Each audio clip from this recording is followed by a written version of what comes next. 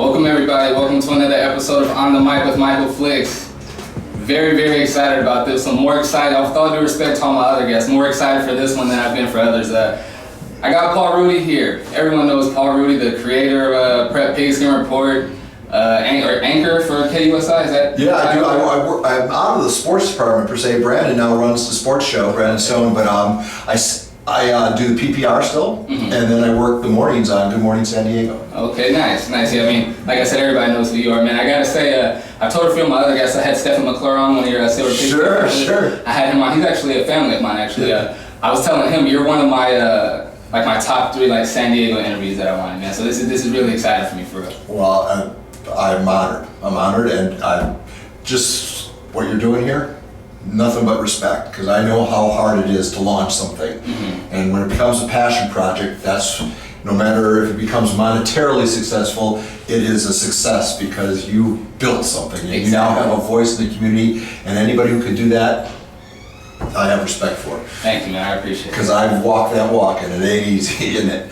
And to all the Aaron Bergens out there, and everybody who's doing what you're doing and making a niche for themselves, got it.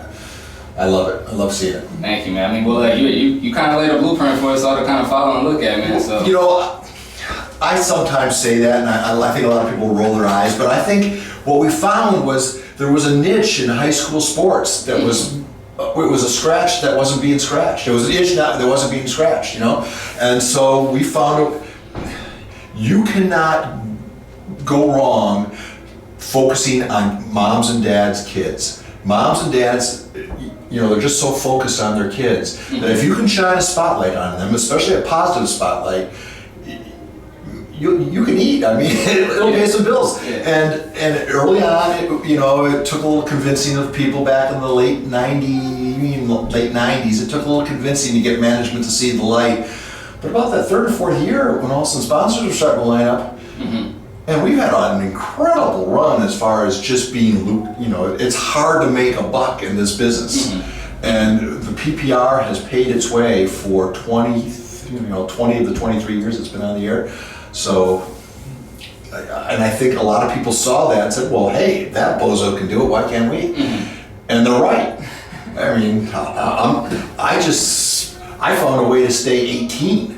I just wanted to be a teenager the rest of my life, so that, I didn't have any grand plans or grand schemes. This was fun to do. Okay. And so I think some other people, and now obviously technology has changed, and that's also played a big role in it. But yeah, I think we've showed people that, if you really have a real strong feeling for something, and you can scrape together the gear, you can do it too. And I think we're seeing tons of it now. We used to be the lone wolf, the lone voice in prep sports. Now look, there's dozens, dozens, and people like yourself are doing it really, really well. Thank you. And if we even had maybe just a little tiny part of that, well, then I can feel good about myself. See, that was gonna be my next question. You said you didn't have this grand plan. The way it looks now, I would have assumed that it was like, all right, I'll eventually grow it to where we're covering every football game in the county. But I mean, as I know, because I work for PPR, it started with just like a handful of people, right? Right. We started with 5 guys. 3 of them were wearing ankle bracelets. They couldn't be out past 9 because we had such a ragtag collection of employees. All came from outside the building, and we got to 12 games, and we thought that was a big freaking deal because no one was doing high school. And now we have more than 12 games in our first segment of the PPR. I mean, in our heyday, we were getting to 38, 40 games, 42 games. And it's now, there's so many schools that you can't get to every game and do the show in an hour's time. Because you need to mix the highlights in with features that you can sell to sponsors, so you have to have that mixture of pre-produced stuff and then game highlights. And consequently, we've reined it in now, and we're doing 30, 32, maybe when no one's looking, we'll squeeze out 35 games. But the sweet spot, I think, is like 28 games every Friday night, which is still, 28 games is 28 games. Still a big deal, a lot of coverage. Man, I'll buy you a steak dinner if you can find another TV station in the United States that is turning highlights from more than 25 games on Friday night, live highlights, and putting them on their air and preempting their 11 p.m. newscast. I'll buy anybody out there a steak dinner and find me another station who's doing it, because I think KUSI is a lone wolf in that. It is. I was actually just telling that Terry, who you met outside. I have family and friends in LA that all play sports, and they're, in their own respects, a pretty big deal out there. And when they see me posting prep pics or they see anything about it, they're like, man, I wish we had something like that in LA.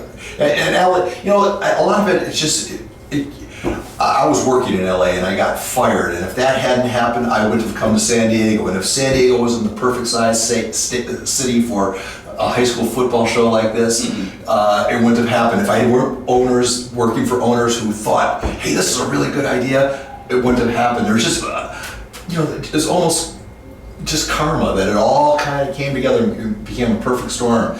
And I lucked into it. I could still be working in LA, be making more money, but be absolutely miserable and have no one would know who I am. Now I walk around this town and everybody knows a high school football show. PPR has become a big deal. For sure. I was actually just telling someone, I went to a game and I had my badge in my pocket. And I didn't have my red jacket on. And I'm walking up and going to the press box to ask about rosters or position for the camera or something like that. And he's like, I'm like, are we sure you shouldn't be able to get up top of the press box? He's like, what school are you from? Like, what are you doing? I was like, on PPR. He's like, oh, okay, well. And then I was like, no problem. I literally came to my car, put my jacket on, and walked back up. He's like, yeah, do what you want, whatever. I mean, we were like ESPN of high school football. For sure. And now you see look at all the other people. I'm sure you surf the Twitter box as much as I do. Look at all the people now that are getting in on it, doing their own little version of it. And man, is it anything that can showcase our student athletes in a positive light, and the more the merrier. I just think it's better for the kids, it's better for the parents, it's better for the community. I agree. Let me ask you this, because I know you love sports. You used to coach professional tennis, actually. I know you love sports. So what was it about football that made you say, no, of all other sports, we're going to do a football show? Well, I think it's my own high school football experience. I was not a great athlete, but I was a real field junkie. I love the X's and O's of the game and just the nuances of football. Okay. And I think the experiences of being, I can remember we were playing Madison West back in 1978. Madison West was a Big 8 powerhouse back in Madison, Wisconsin. They were like the Cathedral Catholic, or maybe Torrey Pines of Madison, and we were a small private school like Santa Fe, maybe modern day, and we knew we were gonna get killed. They had guys they were going to be playing football for the University of Wisconsin, and I was lining up against a guy named Tim Straka, who outweighed me by 50 pounds, and was going to be playing for the Badgers. What position did you play? I was a wide receiver, but because we were so few in numbers, I also had to double up as a defensive end on defense. And I can just remember they ran the same off-tackle play with Tim Straka just pancaking me play after play. My own mother was heckling me from the stands saying, and they just ran the same play all the way down the field and scored. And I can just remember the lesson of humility,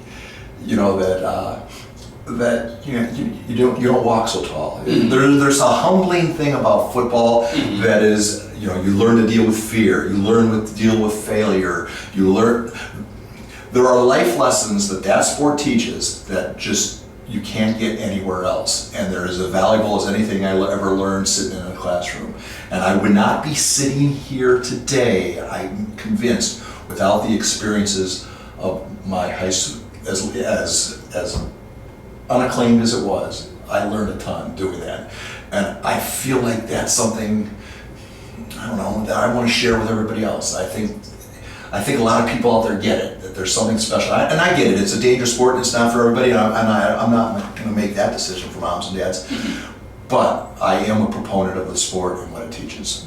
How to deal with fear, how to deal with success, how to, I'll tell you what, same year, 1978, against Marshfield Columbus, against another small school. And they had this little scat back, I can't remember what he was, number 28, I remember that. And he was 2 steps faster, and they kept doing this toss play, and the kid just simply was faster than I was. And kept beating me to the sideline, and again, the same, the embarrassment of all. And I had tears streaming down my eyes again, and I said, okay, I know what play's coming, and I am going to go to where I think the ball's going to be, where he's going to be. And I anticipated the snap like I have never anticipated the snap before. And I caught that kid, and I have never hit anybody as hard as I hit that guy. I could feel the air rushing out of him as the ball squirted free. And that 12 seconds, it was maybe 12 seconds of my life. I am now 60 years of age. I think about that 12 seconds every day of my life. It was the greatest athletic moment of my life. And I think it's little things like that what make high school athletic specialists. You have those moments in time because we are only good looking and fast for a very short period of our lifetime, you know. And I just remember, that was as big a league play as I ever made. It was one play, and it has stayed with me for now going on 42 years. Nice. So that's what high school athletics is to me, and that's why I've devoted now a third of my life working on the show. Nice. So you've worked in, let me back up a little bit. I was going to say you've worked in a few different places. How did you get your start in I was a tennis instructor in Madison, and I was going to be, that was going to be my thing. I was going to try to get my own club because oddly enough, I was not a great player per se. I was okay. I could hit the ball. It was probably my best sport. But the thing, I was good at connecting with kids. And they stuck me, the owner of the club said, hey, I want you to teach the top program. There were 6 kids in it, and mostly it was like nursery school. Well, by the end of the summer, that 6-kid program, I'd grown it into 60. And then the next year it was 120. So then he moved me up the ladder, and next thing you know, I'm working 10, 12 hours a day on the tennis court, 6 days a week. I was rolling, and back then it was, hell, it's probably good money today, And I thought this was going to be my life. And my dad sat me down, probably the best thing he ever did for me. And my dad never, real quiet man, didn't have a lot to say, but when he did talk, he kind of listened. And he said, son, I want you to find a job where you wear long pants to work. So I shared that. 2 hours later, I'm teaching the news director at WKOW in Madison, Wisconsin, and I said to him, hey, my dad's looking for me to find long pants to wear. And he goes, well, we have a job in our camera department, photography department. Are you interested? And I said, well, lying through my teeth, I said, interested? It's my second passion. I went to the competing station, paid a guy $100 to walk me through how to hook up the camera. Back then you had a deck and a camera and an umbilical cord, and he taught me the jargon about the Nikagami 160 and taught me a few things to say. And I bluffed my way through a job interview and got hired as a weekend photographer. First assignment they sent me out to is a barn fire, and it's a chilly night in Barnaville. And I went rushing out there and remembering all the things this guy paid $100 for. Wide shot, tight shot of the farmer's daughter, cattle on the ground, blah, blah, blah, the flame, and it was gonna be the lead story that weekend night, and I drove back. This is Unit 1330, I got everything, 2 cows lost, blah, blah, blah. And you could just hear the panic and excitement. We came racing in, they said, no time to edit, just put it in, we're gonna run it raw. Wow. And I forgot the white balance. So everything was blue. Oh. And completely butchered the story. They demoted me to sports the next weekend, and 35 years later, I was still working in sports. Great mistake. Yeah. Great mistake. Yeah. And actually, before it was all over, I was actually, I love shooting. I think that's a whole. Anybody who's ever worked a camera knows it's an art form all to itself. Absolutely. And then you get to combine the art form of writing, presenting, shooting. Man, if you're an artist, absolutely, this is not a bad profession. Absolutely. Because I was terrible in school. I don't know. I wasn't the best either. I was actually just telling my mother-in-law, I think I was telling, I think I might have had ADHD all growing up, man. Because if it wasn't something that was like English, like poetry or something like that I was into, like writing, like you say, or something that like creative, I could use my hands, I had a real hard time focusing. Yeah. And all growing up, I just figured I just didn't like school, or I just wasn't interested. But even in college, like I had to sit in the front row in the middle seat and like make sure if it wasn't creative, like I couldn't. Would you want to go back to school now?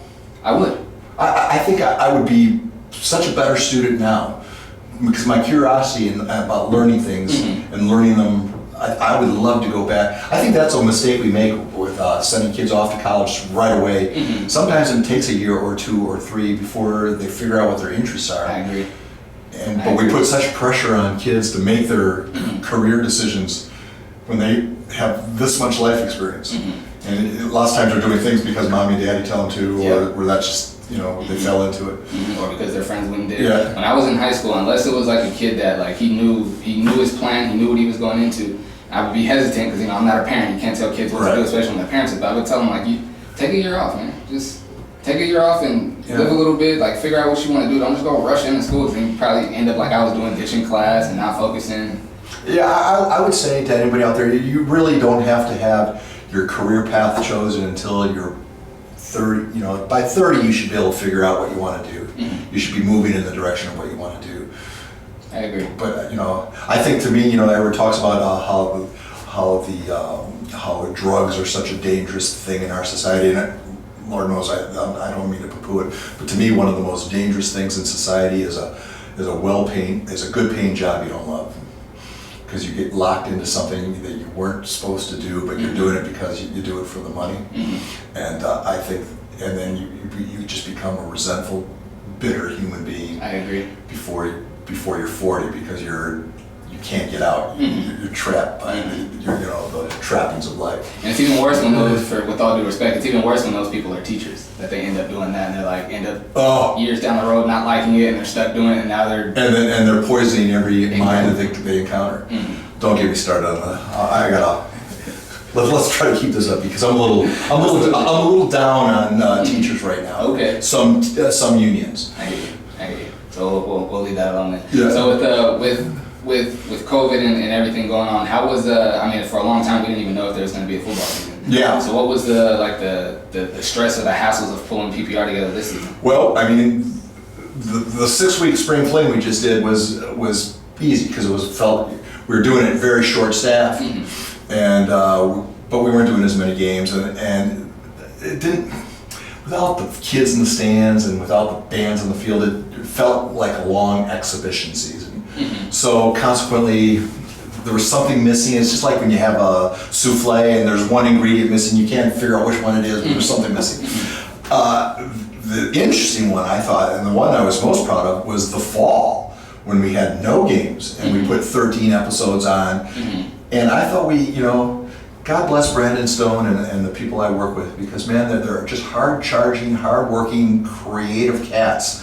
And they all came up with an idea, this, that, and the other thing. We did a lot of Zoom. We had guests that we would never, we had Tony Mandridge, former NFL lineman. We had lots of NFL, it was Rudy from Monday Night Football. We had big-name people that we would never have because you would never be able to get them in the studio, right?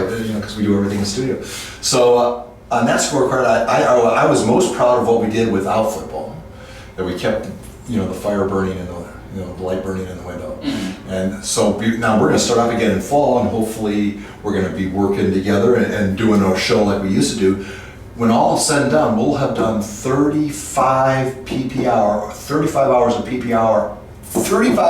PPR in one calendar year. Wow. Which is nothing to sneeze at. That's a lot of TV and a lot. And God bless everybody out there who's watching it, because I know there's 1,000 different things to do, and I know we're out of season, and I know without high school football there's maybe no reason to watch. But God bless you and God bless the sponsors who stepped up. Sight unseen, they just took the leap of faith with us. The Elkhorn Fords, because we're out here in Elkhorn, I want to at least say that. On Elkhorn Boulevard, I have to say Poldyke and Elkhorn Ford. And they write the checks.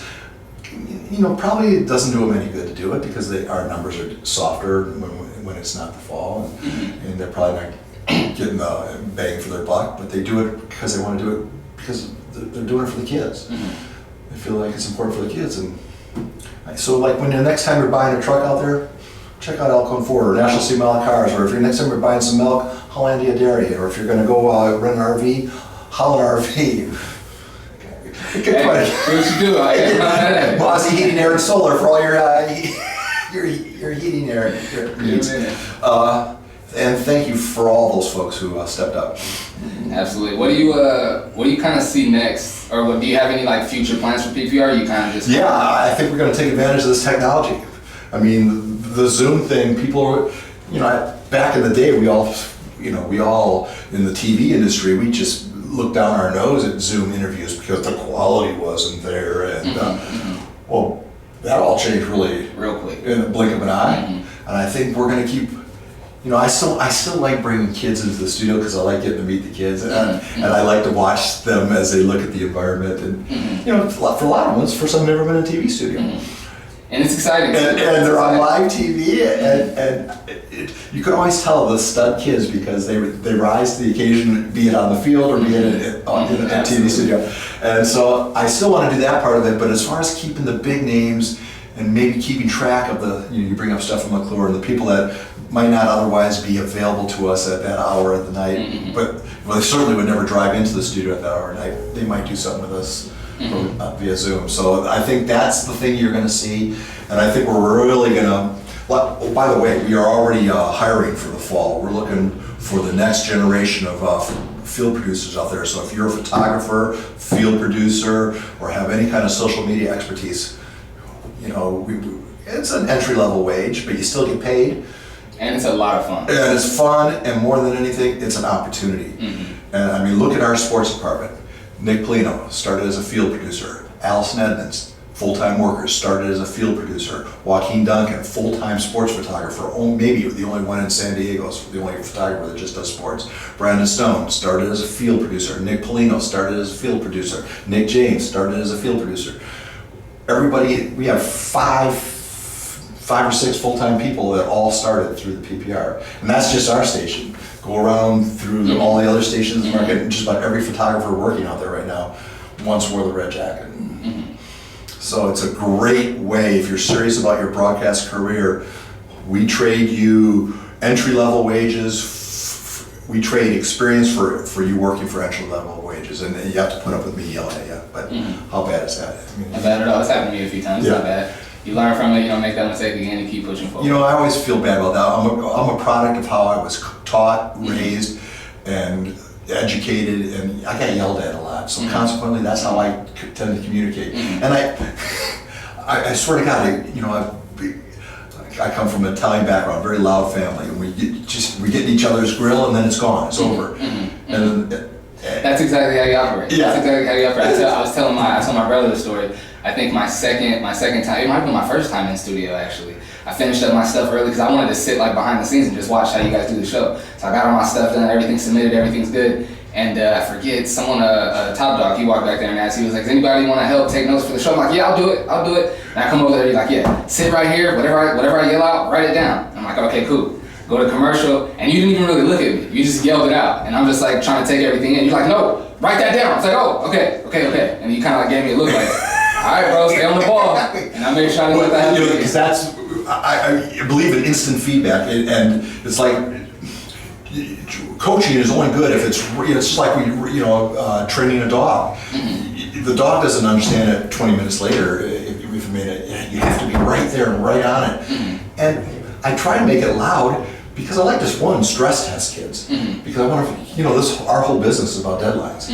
And I want to see who's going to crack and who's not going to crack, because the ones that can handle a little yelling, they get the bigger games, or they get the more important assignments, because I know that they're less likely to fade than somebody who almost had, and there's been a couple times where kids just are not used to, I'm a dinosaur as far as, I'm a human resources nightmare. I remember a kid called me on the carpet because I called him numbnuts. I said, numbnuts, get over here.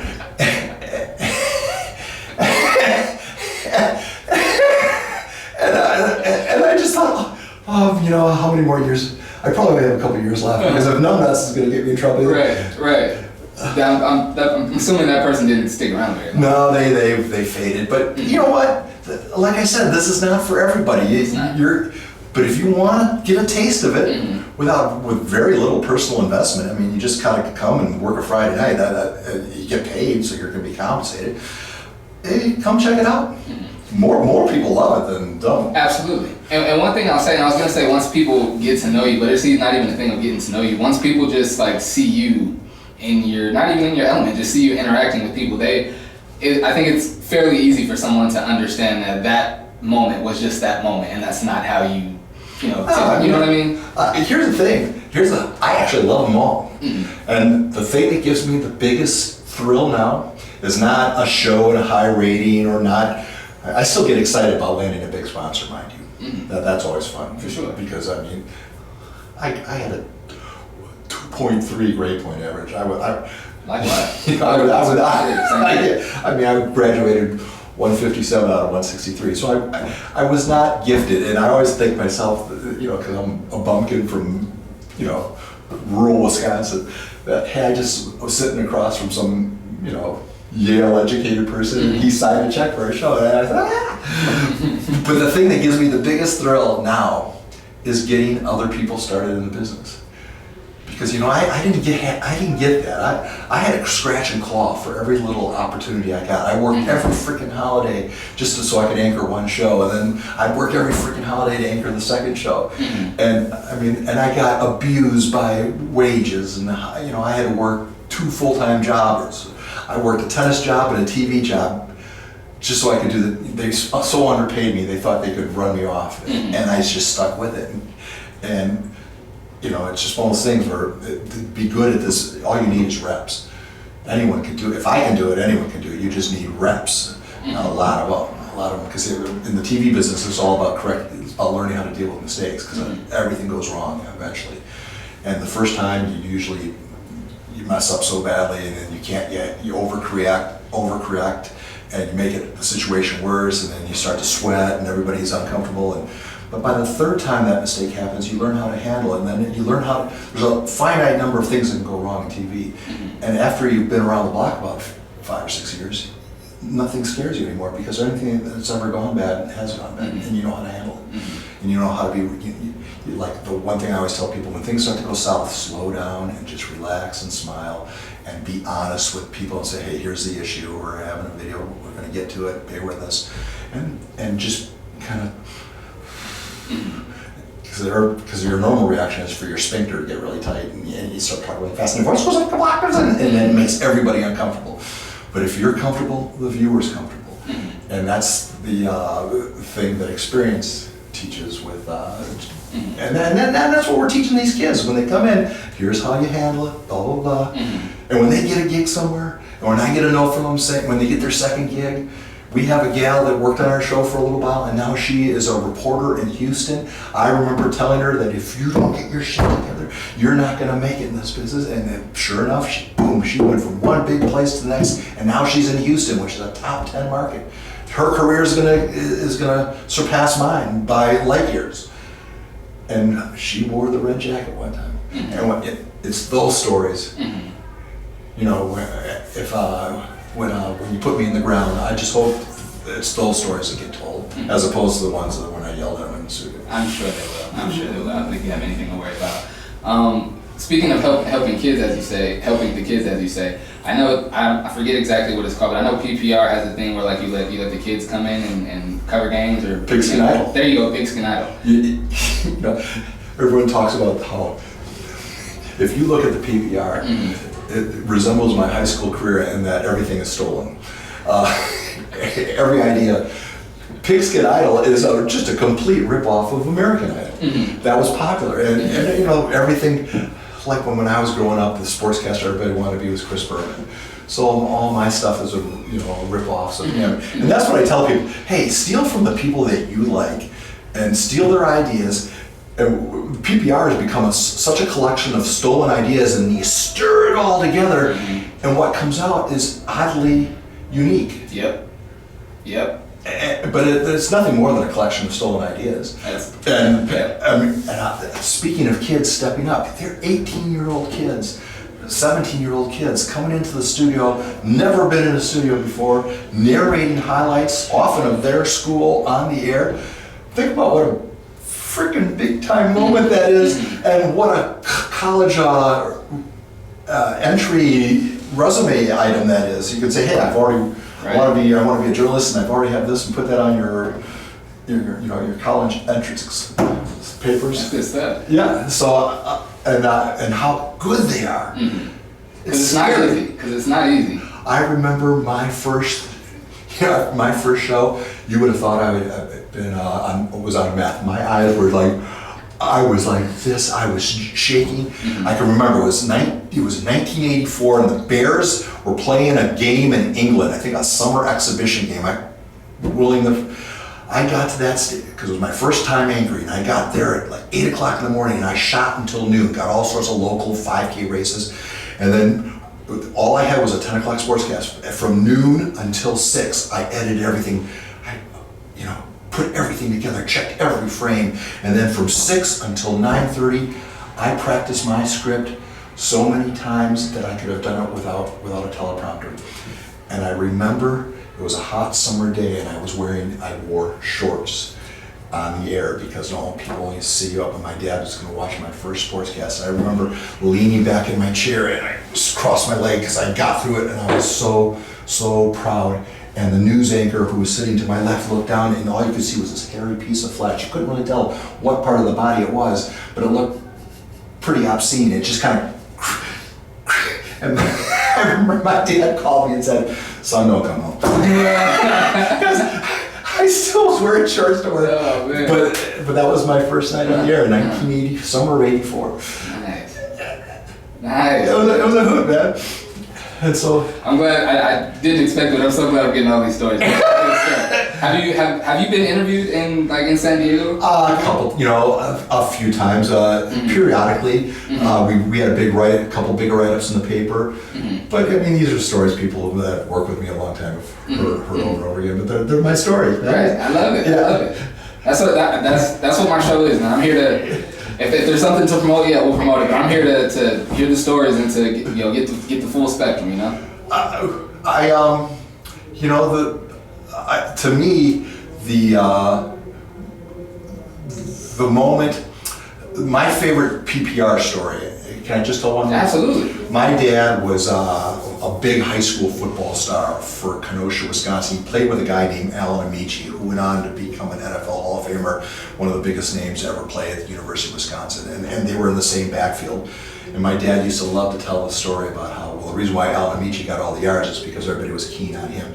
But they played his junior and senior year, they played 16 games. The average margin of victory was 35 points. No one could touch them. They are still considered the greatest high school football team in Wisconsin. And my dad, when he was a busy man, but when he would come home, he'd gather all the kids in the schoolyard together, and we would run his favorite play, the 46 crossfire. And he taught us, all 11 kids. We'd have 11 kids, and he taught us. And it was this crazy misdirection play. And so I always have remembered. When he passed away, he left me his car in his will, and I put license plates 46 crossfire. So, long story short, I was Santana High School. I was going to cover their auction, and one of the auction items was you get to call the play, or you get to draw the play, and some lady won the auction item, and I said, number 62, you got the play. She comes up to me, she goes, I don't know what to do with it. I'm the coach's mother. Would you do it for me? Oh, nice. And I thought, what play would I? I went out to practice, and I was grabbing everybody by the face mask, and I taught them the 46 crossfire. I figured, it's a full back like in the old 50s football with 3 running backs, shoulder to the, completely outdated. But they learned the 46 crossfire, and they were going to run it 2 weeks later in their next game. And I called my dad and I said, Pop, you're going to love this. I taught the Sultans the 46 crossfire. I'll call you. They're going to run it tonight on the PPR. So this is the RCR formation, okay? That's a tribute to the old man. The 46 crossfire is going to go like this. 2 weeks after that coaching session, the Cougars welcomed Santana to Steel Canyon. Coach Bemke's offensive coordinator, Haran Hutchinson, sending in the play. I think it's time to run 46 crossfire. Definitely think it's time to run 46 crossfire. Hey, look, let's run 46 crossfire out of the right hip for boys. RCR 46 crossfire, short yardage. Let's go score. It wasn't like a Steel Canyon play. It was just a random fancy play. So, that was pretty awesome. And sure enough, the kid scores on Nice. and then they scored again. They ran it twice and scored both times from 20 and 60 yards out. I remember calling my dad at 1 o'clock in the morning, Wisconsin time, and I said, "Pop, they scored! And he squealed like a little girl. Well, it was a great father-son moment. My dad died 3 months later at the end of the season, 2010. He passed away, and I had to go home and clean out his office. And one of the things was wrap up his computer. And I went and I thought, let's see. And I went onto his computer and did his search history. He had watched, because I sent him the story of the 46 Crossfire. He must have watched that story 1,000 times, because it was just. That's man, amazing. that just wiped me out. Sure. Yes. Yeah. So to me, that 46 Crossfire, because it became a big thing on the PPR, and it became a big thing with me, my dad, and you could tell I still get emotional. I love it. Yeah. I love it. So Love it. You should. This is just a random idea that I just thought. You should make that. I don't know. Maybe that might be kind of. I don't know. Make that like a segment on PPR and call it 46 Crossfire. Maybe once every 14th or whatever week you go out and teach a play to because obviously, like you said, you're great at connecting with the kids. You said you love that. yeah, but nowadays, it's especially with it's so competitive out there that they don't want to mess around with now it's a whole different kettle of fish. It's gotten the high school football, it's changed, and I don't know necessarily for the better. And now in 2021, it's it's got a lot of issues. Well, we have a lot of issues in society right now. It's just it's the I don't know. I just don't think there's going to be that kind of access to. I agree. Like I said, it's just a random floating idea. I'm glad I got you here, man. Like I said, this is one thing checked off my list, man. Well, I appreciate you. Because I told you we were up to make our yin yang and trying to get the show together, and then I said I'd do it. And that was a 15-minute drive. It's no big deal. Plus, I want to make sure you come back for the fall. Oh, I'm coming back every chance I get. I'll be back. Okay. As long as you guys want me, I'll be there. Oh, absolutely. And keep your eyes up, because we need shooters and we need field producers, and we need field producers that are gonna that PPR raw thing that we do, where we compile all that. Man, that thing is like burning up. That's people are actually going to see every play of their game, because now we're including every play of the game. Oh, okay, nice. And we had I don't know. That YouTube thing is starting to catch on. Yeah, for sure. Yeah. For sure. Oh, yeah, I'll be back. I've contributed to that raw a few times. Quite a few times, actually. I'm proud to say that. But, man, I appreciate you coming and joining me, man. It means a lot. You have no idea. We didn't talk about anything we said we were going to talk about, but so let's do it again sometime. For sure. Absolutely. Absolutely. I will always reach out, because you always reach out to me. For sure. Speaking of that, I felt like I was annoying you a little bit, because I reached out a while back. You know what I mean? I felt like I was. I'm gonna keep trying until it feels like I'm doing too much. Absolutely not. And I love talking about the show. As you can tell, I love the show. And here's the thing: is I'm now 60. So how many? Is this my last year? Is next year gonna be my last? The destination is a lot closer than the departure place. Got you. And so I'm trying to. I've decided, as it relates to the show, we are no longer going to get involved in the politics of the day. From this point forward, we are focusing on everything that's positive in high school sports, and the other issues we're going to leave to other people to decide, the societal issues that are going on. But after a short foray in trying to talk about the issues of the day, and I'm sure you have, we're just not going to do that anymore. If it's positive, it's going to be in the show. If it's not positive, or if it's controversial, we're just going to steer around it and let other people handle it. And that's going to be the mission statement going forward. I like that. Focus on the sports and on the kids. Yeah. Not mad at that at all. Like we said, thanks again for joining, man. It's been another episode of On the Mic with Michael Flix. I appreciate you guys for tapping in. I'll be back next week. Thank you.